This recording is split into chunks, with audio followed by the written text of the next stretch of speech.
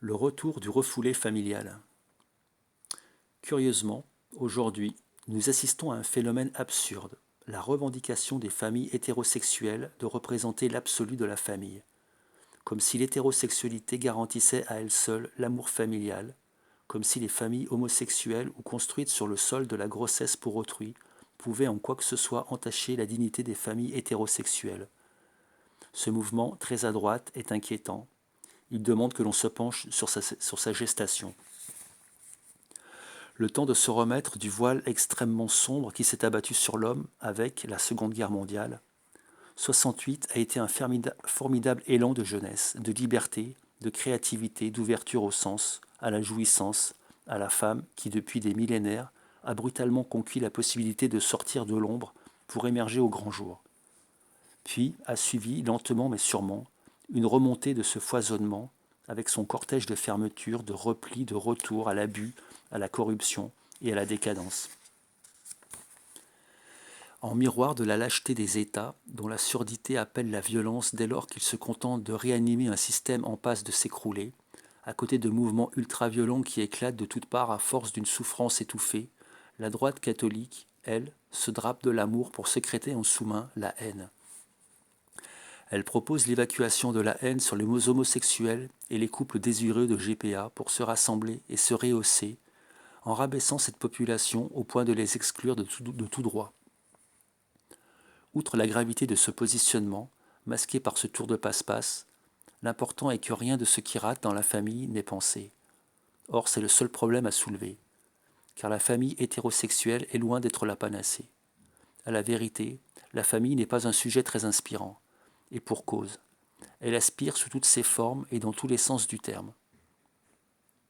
Les enfants sont aspirés par l'idéal d'un amour absolu qui n'existe qu'en rêve. N'étant jamais à la hauteur de leurs aspirations, lorsque les parents sont dans l'erreur avec leurs enfants, ils se jugent, culpabilisent, puis se déchargent de leur culpabilité sur leurs enfants, en les culpabilisant à leur tour. Par quoi, les enfants sont chargés, avant même de commencer à vivre, du poids d'une histoire qui ne leur appartient pas, qui leur masque leur propre histoire, leur souffrance, ce qui cloche avec leurs parents, et qu'ils ont appris à intégrer comme la norme, en mettant de côté leur souffrance. C'est dans cette veine que la norme deviendra la norme de la souffrance niée, de la reproduction et de l'ignorance. Car avec leurs parents, les enfants sont en résonance, et cette résonance fait office de raison. C'est ce qu'on appelle l'emprise. De là dérive l'emprisonnement familial.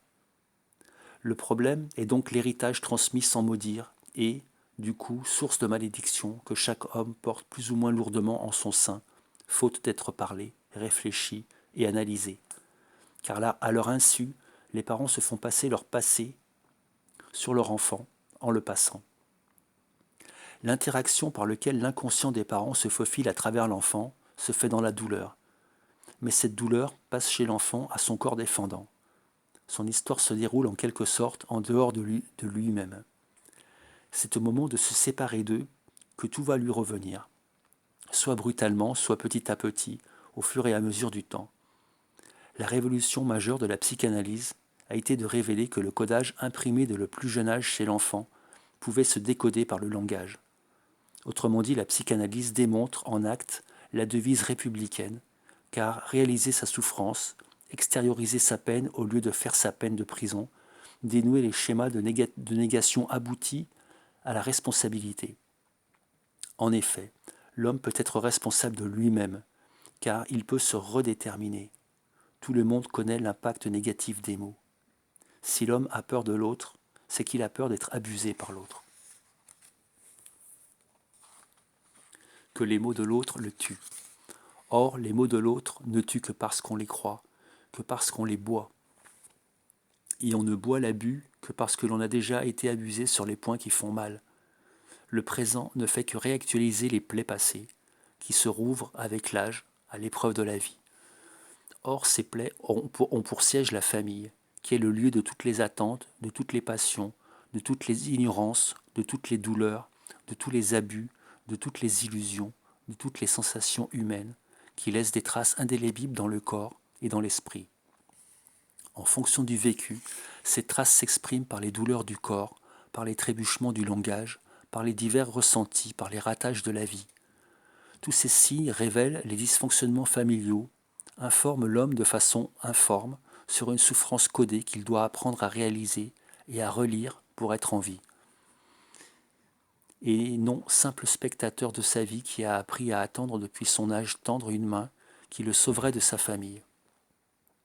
À attendre l'amour, que l'autre le guérisse de ses plaies, à attendre d'être compris, afin d'être remplacé. À l'âge adulte, cette attente se poursuit. Attendre. Absence de tendresse avec soi-même et rêve de l'amour maintenu comme impossible. Or, pour prendre sa place, il y a lieu de reconquérir son cœur qui, au décours de cette programmation familiale, a explosé chez tout homme. Pour relire sa vie, il y a lieu de déchiffrer son passé, de revenir à sa famille dont on a tout cru et par qui on s'est fait manger tout cru. Le chemin de croix que l'on vit n'est pas seulement lié au système broyant dans lequel nous sommes, car ce système n'est que l'écran au système familial qui fonctionne régulièrement à plus ou moins grand bruit, de façon sectaire, dans la mesure où elle tourne autour de l'autorité. Et l'autorité, comme on le dit si bien, la consonance du mot, c'est autoriser à se taire.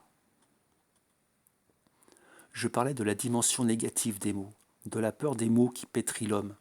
À quoi s'apprend la peur de l'autre? Je fais apparaître la dimension positive des mots dans leur jeu. Leur jeu comporte un sens caché qui dessine virtuellement la cause de la souffrance. En agissant, l'homme tant que ce sens n'est pas ressaisi. Leur jeu comporte un sens caché qui dessine virtuellement la cause de la souffrance. En agissant l'homme tant que ce sens n'est pas ressaisi. Les mots sont magiques, les entendre délivre de la prison intérieure qui capte l'homme dès son plus jeune âge, emmurant sa tête, son corps et son cœur.